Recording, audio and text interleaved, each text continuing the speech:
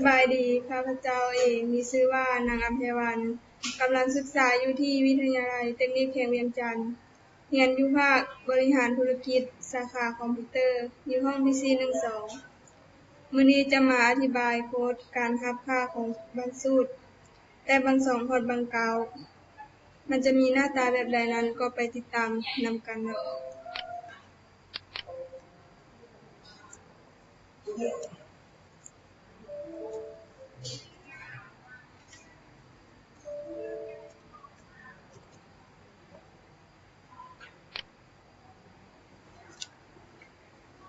และนี่คือหน้าตาของมันเนาะ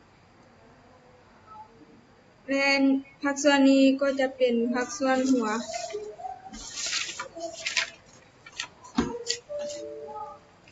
ของ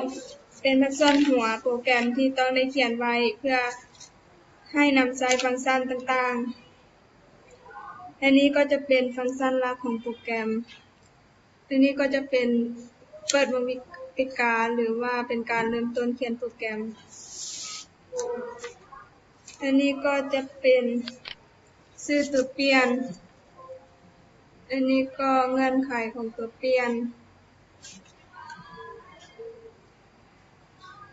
นี่แม่นบางสูตรแต่บางสองพอร์ตบางเก่าก็จะมีหน้าตาแบบนี้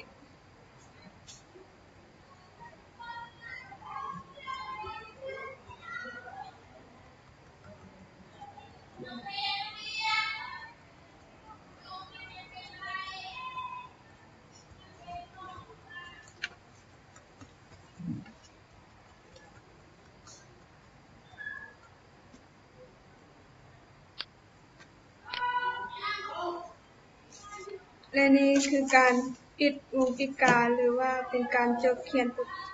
โปรแกรมเนาะหลังจากที่เราเขียนแล้วหมดแล้วเราก็จะไปคอมไพล์มันเนาะถ้าเราคอมไพล์ออกเป็นเลข0 4ตัวทั้งหมดก็จะแสดงว่าถูกต้องหมดแล้วหลังจากนั้นเราก็จะไปรันมันก็จะแสดงบางสูตรออกมาให้เราแบบนี้เนาะและรวมทั้งหมดนี้ก็จะเป็นบางสูตรบางสองพอร์ตบางเก่าเนาะมาวันนี้การอธิบายโค้ดของน้องก็จบลงเพียงเท่านี้ถ้าหากพลาดตกบกพร่องประการใดก็ขอโทษขออภัยมายังที่นี่ด้วยขอขอบใจ